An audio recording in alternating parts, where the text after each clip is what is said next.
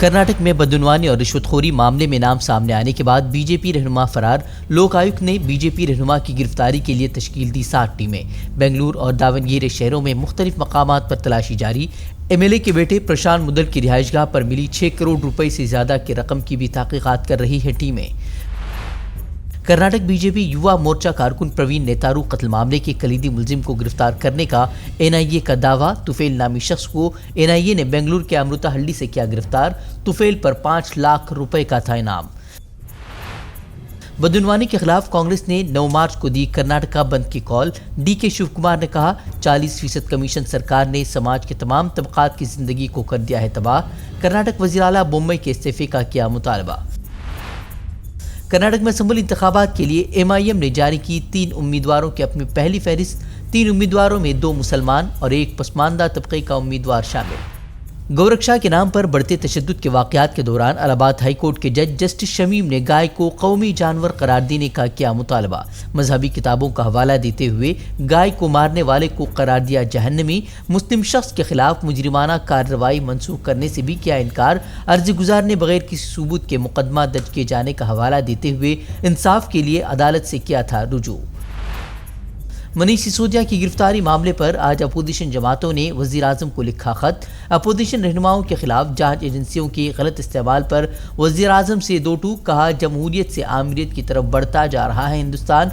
आम आदमी पार्टी ने CBI हिरासत में मनीष सिसोदिया को जहनी तौर पर हरासा करने का लगाया इल्ज़ाम।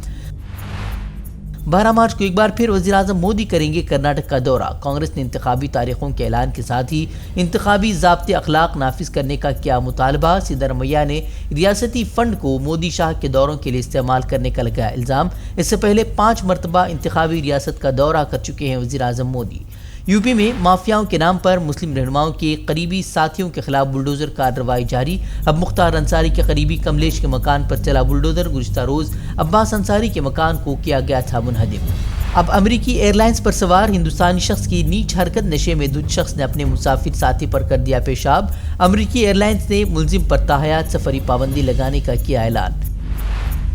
मगरबी बंगाल में एक नई बीमारी से खौफ में वालिदैन। पिछले 9 दिनों में 36 बच्चों की एडिनो वायरस के सबब मौत। आज भी कोलकाता के BC रॉय चिल्ड्रन अस्पताल में 2 बच्चों ने तोड़ा दम। महकमे सेहत ने फ्लू जैसे अलामात के साथ अस्पताल में भर्ती होने वाले बच्चों की खुसूसी देखभाल का दिया हुक्म।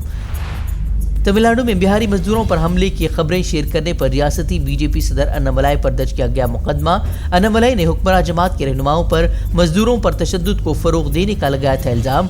पुलिस ने तशद्दुद भड़काने और ग्रुपों के दरमियान दुश्मनी को फरोग देने के मामले में दर्ज किया मुकदमा।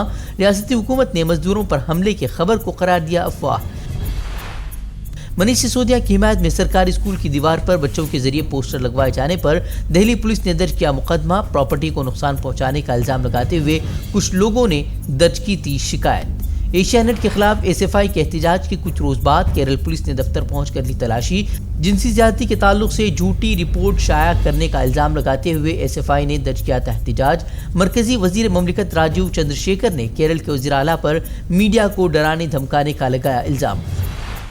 अब बैरून मुल्क भी BJP के एजेंडे को बेनकाब करने में लगे हैं राहुल गांधी। लंदन में एक तकरीब के दौरान राहुल गांधी ने उठाया BBC दफ्तर पर छापामारी का मुद्दा।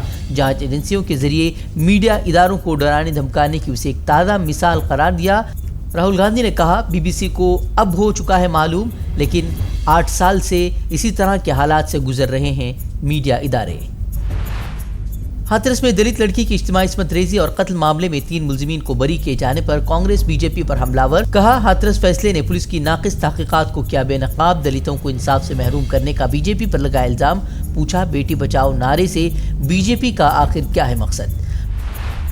बांग्लादेश में रोहिंग्या पनाहगुजीरों के कैंप में आतिशबाजी। हजारों अफराद का छिन गया आशियाना। 2017 में म्यांमार हुकूमत और फौजी मजालिम से जान बचाकर बांग्लादेश पहुंचे थे ये रोहिंग्या पनाहगुजीर। हमसे जुड़े रहने के लिए हमारे चैनल फिक्र खबर TV को सब्सक्राइब करें, वीडियो को लाइक और शेयर करें। मजीद खबरों के लिए विजिट करें fikrokhabar.com।